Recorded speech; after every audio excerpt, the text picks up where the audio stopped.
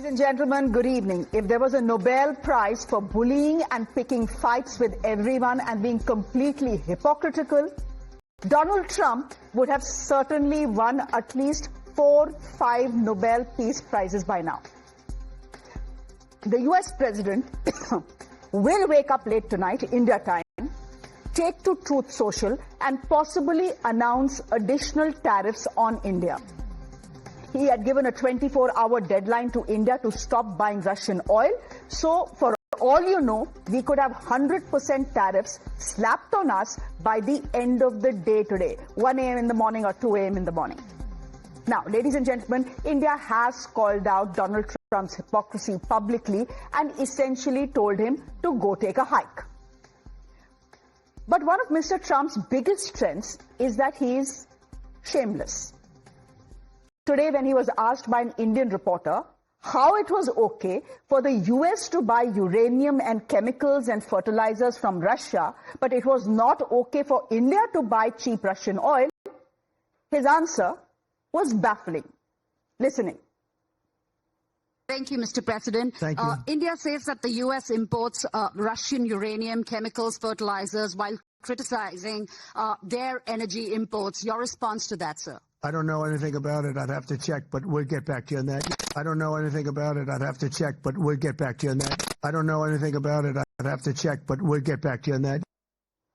Next, you know, the poor Indian journalist Reena Bharadwaj, who asked that question, will be slapped with tariffs for asking a logical question. Point is, when you don't have an answer, you simply duck it and move on, which is what Mr. Trump has done. Back home, ladies and gentlemen, the hope was that the opposition would duck the temptation to target Prime Minister Modi on Trump's tariff and his daily threats. This, after all, is a Trump versus India fight, not a Trump versus Modi fight. But alas, that was not to be. Rahul Gandhi today dragged his favorite whipping boys, Adani and Ambani, into the tariff arena as well. This is what he has tweeted. We'll put that entire tweet out for you. He says, and I quote, "India, please understand, the reason Prime Minister Modi cannot stand up to President Trump despite his repeated threats is the ongoing US investigation into Adani. One threat is to expose the financial links between Modi, AA, and by AA he means Adani-Ambani, and Russian oil deals." He goes on to end his tweet by saying, "Modi's hands are tied." Now, Priyanka Gandhi, while leading a protest against SIR in Parliament, called him the weakest Prime Minister ever. Listen in. घबरा क्यों रहे हैं? इतने दुर्बल हो गए हैं, parliament चला नहीं पा रहे हैं, ट्रंप जी का सामना नहीं कर पा रहे हैं, क्या हो गया है? Now, ladies and gentlemen, if you know me, you know that opposition bashing is not a national sport for me. I believe that India needs a strong opposition, and I believe that the opposition needs to be given a platform to speak as well, to voice their concerns as well. But can I ask you, what exactly is weak about standing up to a bully? Donald Trump wants a deal on his own terms. India has not given that to him. We have refused to buy non-vegetarian milk from America. We have said no to cheap corn from America that will flood our markets and put our farmers out of business. We have not buckled under his demands to stop buying cheap Russian oil that fulfills 40% of our energy needs. After all, this is national interest we are taking care of. We have also, point by point, called out America and the European Union's hypocrisy that continues to buy uranium and gas and fertilizers from Russia, but doesn't want India to trade with Russia. Now, to my mind, and you are free to disagree with me, we have told a bully off. How does that qualify as Mr. Modi having his hands tied? Is Rahul Gandhi being tone deaf here? Once again, taking a stand that is contrary to national sentiment. Let me put this simply. India is not Modi. We are seeing, in fact, what we are seeing play out is a fight between India and the United States of America, not Modi and the United States of America. So therefore I ask, Is it time for India, the India bloc, to side with India? I will get to the politics in just a bit, but first, we do need to talk about Mr. Trump. Sanjeev Verma, national spokesperson of the BJP, you will have to be patient with me. I'll come to you only in the next 10 minutes or so. You'll understand why. Vijay Sardana is a senior economist. I believe he's not with us right now. He will be joining us as and when he does. David Sofair is a Republican strategist. He's joining us on the broadcast. And Brijesh Kalappa, good evening to you. Spokesperson, national spokesperson of the Congress Party. Thank you very much. David Sofair, thank you for your time here on Times Now. I don't mean to be disrespectful. And I don't want to take something of geopolitical importance with any, I don't want to qualify it with any frivolous comment about Mr. Trump. But David, I do need to ask you why Mr. Trump is so hell-bent on ruining his relationship with India. It's a relationship that has weathered many a storm. Why this bullying? Why these pressure tactics? We are already negotiating. Then why threaten us with 100% tariffs? Well, thank you very much for having me, Shreya, and it's great to be on. First of all, when it comes to these tariffs, that's exactly what it is. It is a negotiation tactic. Now, we all know that Russian oil is not a great idea, and that was not part of the scope when it came time to our trade deal that we made that deal, and we have also imposed reciprocal tariffs with other countries as well as we make the American Fair Trade Initiative. So during this initiative, we have lots of tools in our toolbox, but I really don't see this, and the administration doesn't see this, in my view, as being a long-term thing. We are looking to find viable solutions with our trading partners. And India is a huge trading partner. You guys are the biggest democracy in the world. Our history is strong. I really appreciate how you opened up this segment and panel with your points, and I, quite agree with your concerns. And what you're saying does make sense. Now, with that being said, America and in this administration does play hardball. And the idea that we are cozying up to the Russians is not the case. We are giving them a very, very hard time. We are looking through strength, really in the region. And, so this is an unfortunate thing. I think there is a solution in play. I think that solution will happen fast. And I don't really see 100% tariff happening. Now, if that does happen, it would be a lose-lose. David, can I quickly interrupt and ask you this? Playing hardball is one thing. Bullying is quite another thing. And there is something called hypocrisy as well. Now, India's External Affairs Ministry has come out with a 6-point rebuttal. The crux essentially is this. America has a problem with India buying Russian oil. Is Russian oil sanctioned, first of all? It's not. Venezuelan oil is sanctioned. Right? Iranian oil is sanctioned. But there is nothing illegal about buying Russian oil. We are not breaking any international trade rules, number one. Number two, David, the President of America today was asked how it is okay for them to criticize and try and put tariffs on India for buying Russian oil, but it's absolutely okay for the United States to do business and trade with Russia. You are, after all, buying uranium for your nuclear plants from Russia. You're buying chemicals from Russia. You're buying fertilizers from Russia. Isn't that hypocrisy and doublespeak, sir? So we've not seen those contracts. And so, like what President Trump was saying, we need to, get more information on that, because we don't know anything about that actual thing. So we don't know about those contracts.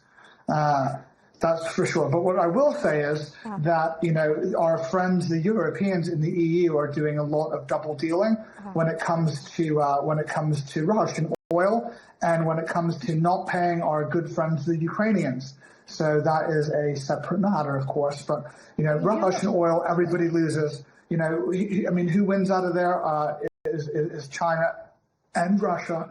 So I hope that America will be able to come to an agreement with India, and I hope that we will not.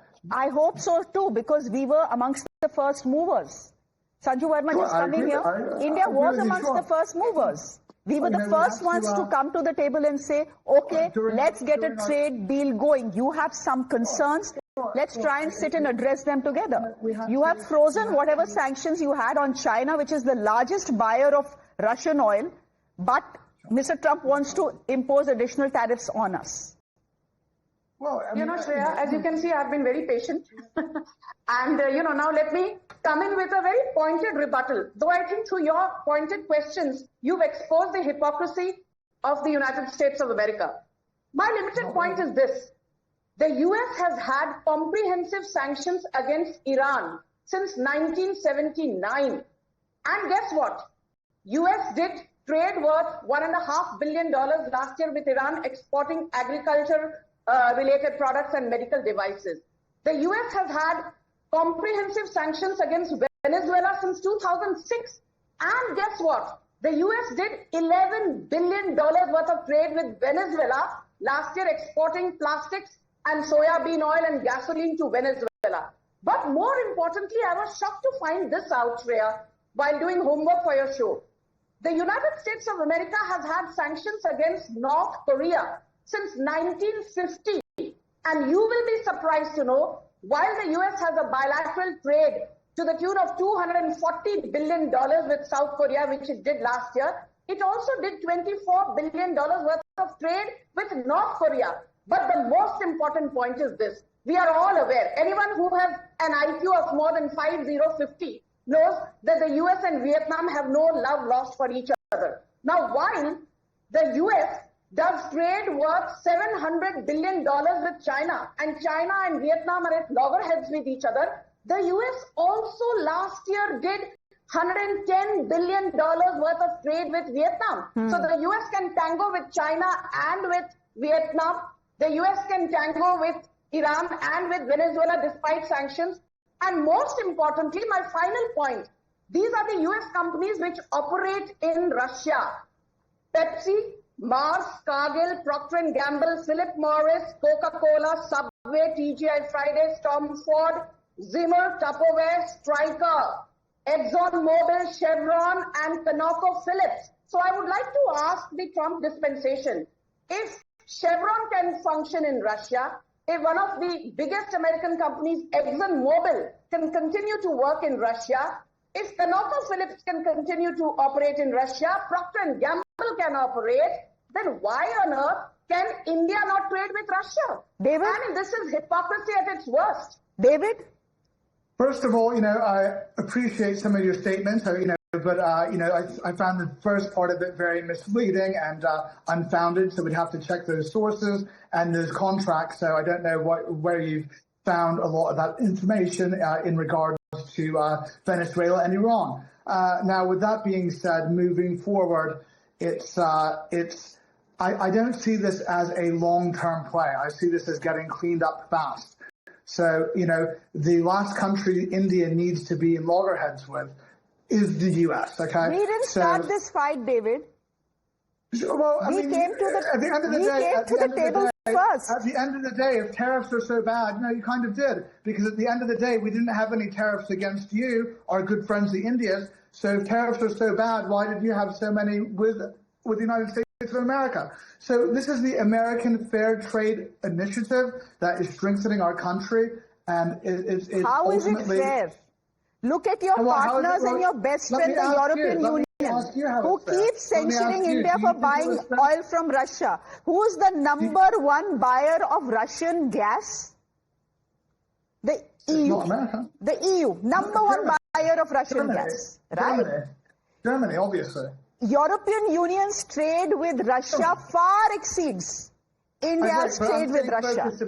So you are hypocritical, your friends are hypocritical as well, sir? No, they're not. They're not. I mean, when it comes to the EU, I agree. They are hypocritical. They're double dealers. There's no bigger ally of the Russians than our friends, the friends are the Europeans. Okay? So the Europeans are doing big trade with Russia. They've emboldened Putin in a huge way. of whether that's so that's David, happening. Today Now, when it comes to America, it's a different thing. Many of our questions quite in the same tone as President Donald Trump did today. I don't know about this. I'll have to get back to you. So for every information and every logic we are presenting to you, you're coming back with, I'm not sure what your source is. So I find your sources, I don't know where you come up with your sources about America's trade with Iran and North Korea and South Korea. So, I don't know where you found this info and intel, and I'd like to see copies of those contracts. So I don't know what, we don't really know about that. We'll wait and watch to see what President Trump does today once he wakes up.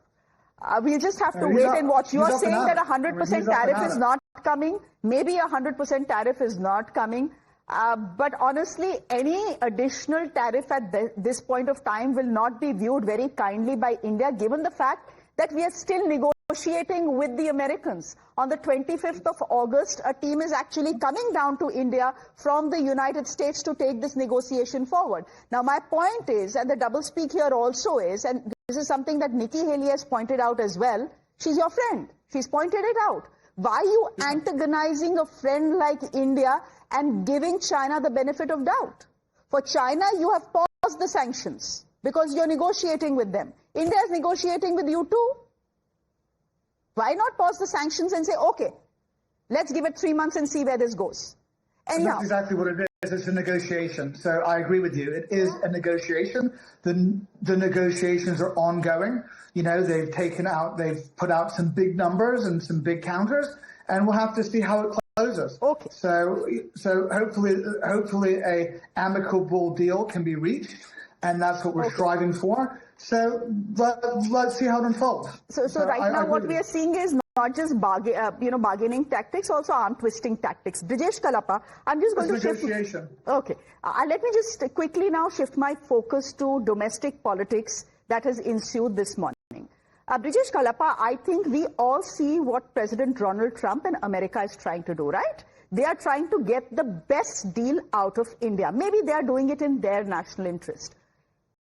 I want to ask you, where was the need for Mr. Rahul Gandhi today to get up in the morning and tweet about Mr. Modi's hands are tied because this has something to do with Adani-Ambani? हर चीज में Adani-Ambani लाने की Mr. Kalappa क्या जरूरत है? Isn't this is not the time to be tone deaf. This is the time to look at national interest and stand with your government. Once in a while, it's okay. Yeah, I think, first thing is that the opposition need not stand with the government, and that's the strength of a democracy. The nature of the opposition itself is to be an alternative to the people. And if the opposition were to toe the line of the government on every occasion like the media wants, like the Bharatiya Janata Party wants, then there is nothing left of a democracy. Mr. Kalappa, you know this because you know me well. I would never want the opposition of this country to toe the line of the government always. No, that's it. Henna, you know that. But there are times in the history of a nation when the opposition has to say in national interest, we are standing with you. I appreciate that. Okay. So the first thing is that we have seen big ticket programs like what happened in Madison Square. We have seen Ab Ki Baar Trump Sarkar. We have seen, Mr. Modi, Howdy Modi, and so on and so forth. And we have seen a number of things. And we have also seen the Prime Minister speak about the US President and say that I have a two-tarak relationship with the US President, and so on and so forth. What is this? Well, naturally, there are legitimate expectations of the Indian people that there is a specialized relationship that Mr. Modi has with Mr. Trump. Mr. Kalappa, where does Adani-Ambani fit into this tariff tirade? That is what I'm asking you. Mr. Kalappa, I'm asking you about what your leader has posted this morning. So that is Adani-Ambani कहाँ से आ गया भाई इसमें? इसमें भी वो राग शुरू हो गया? So that, see, नहीं मुझे बोलने दीजिए. अरे रुक जाइए संजू जी, first let Mr. Kalappa say. Yeah, so in 2008, when we were, facing this nuclear issue, the way in which Dr. Manmohan Singh, he didn't claim to have a personalized relationship with anybody, but he stood his ground, and then the US conceded something which was very, very difficult for him to do. That's exactly what the Prime Minister is doing. He's standing his ground. 26/11 attacks. That's exactly what Prime Minister Modi is doing, standing his ground and saying, we will not give you the deal you want. We will not let non-vegetarian milk enter this country, or cheap corn that will put our farmers out of business. I'm again asking you, Mr. Kalappa, you're skirting the issue. Where does Adani-Ambani fit into this entire saga? So the point I'm trying to make is that one man doesn't represent the country. It's a whole country which represents, it's a relationship between the people of the United States and the people of India. And this relationship is at test. So it is very wrong to say that, look, only Mr. Modi has, a personalized relationship with Mr. Trump and so on and so forth. Mr. Kalappa has decided not to answer my question, because I think even he believes that dragging Adani-Ambani into a tariff war with the United States of America was not the brightest thing to do. So I have no option but to let Sanju Verma come in. So naturally, Shreya. Naturally what? Can I? No, one minute. Let me just complete. Just 1 minute. I've been listening to your diatribe. Sanju, come on. Let him finish. I mean, we are trying to get an answer out of him. I have been waiting patiently. Wait. Boliye. Mr. Kalappa, no more than 20 seconds. Complete your point, please. Yeah. So the point is, when a country like China, which has suffered 100% tariff, stands up against the United States, we expect somebody who claimed to have a 56-inch chest we are also come out standing openly up and to against say, the bully. look, Mr. Trump, you can do your worst. But that has not happened. Well, that has not happened. Now, question is, why has he not done that? Now, Sanju Verma. Question is, why has he not done that? Question is, has he bucked this? Has he bucked this because of Mr. Adani? That's the question. Cannot be a where is he bucked? one-sided debate. We have not given them the deal they want. Sanju Verma, go ahead. Shreya, please. Thank you. And Shreya, it is my humble request. When I'm speaking, I don't want to be heckled, because I've been listening to the two gentlemen engage in an anti-Modi diatribe, and I will now play some hard facts before your audience. Our American friend didn't launch an anti-Modi tirade. Can I please? Yeah, go ahead. Please don't break my chain of thought. Thank you. Let me just put some hard facts out there for the benefit of your audience.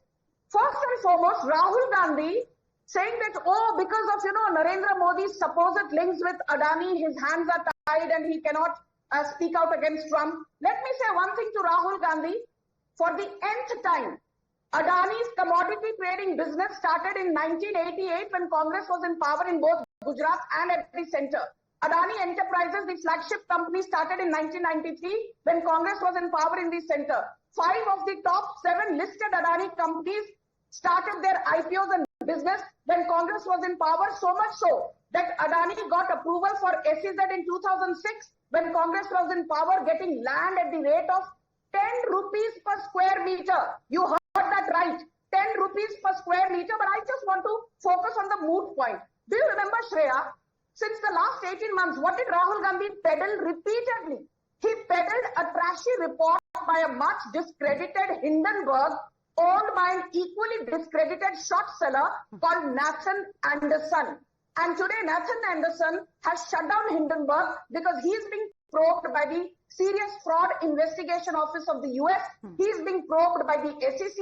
And Rahul Gandhi, I remember, Shreya, in 20 seconds, had said that सारा अडानी को पैसा दे दिया, SBI ने, LIC ने अपना सारा पैसा अडानी को दिया, SBI and LIC will go bankrupt. I want to leave your audience with just 2 figures. SBI posted its highest ever profit in post-independence India last year at 71,000 crores and LIC at 48,000 crores. Rahul Gandhi, shame on you. Okay. Mr. Kalappa, only 20 seconds. Only 20 seconds, you can have the last word. Go ahead. See, what I was trying to say, Shreya, that Mr. Adani is facing serious charges in the United States.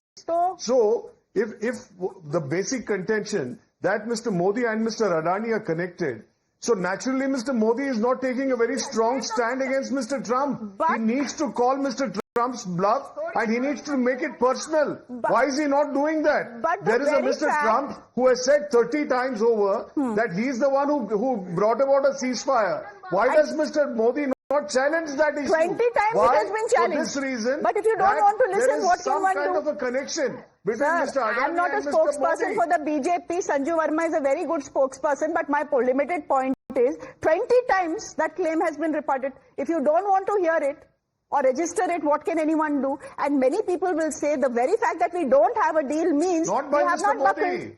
That's the So point. how is this Mr. Modi's Modi has not handstyle? said that. Mr. Modi has not said, Mr. Trump, you are lying. And he has not put him out there. I think that was essential to be done. Sir, I think as the Prime Minister of India, was who has said a in personal Parliament. relationship with Mr. Trump, It was said in Parliament, sir. He needs to have said. Sir, अब देखिए ऐसा है. The Yes, point sir, is madam. that every party will have some plug and play Maybe after issues, right? switching channels, Sir. Every party will have some plug and play issues. It's all very well for parties to have plug and play issues. But Mr. Brijesh Kalappa, वो plug and play कहाँ कर रहे हैं ये भी तो देखिए. In a tariff war between India and the United States of America, you have bought in Adani-Ambani.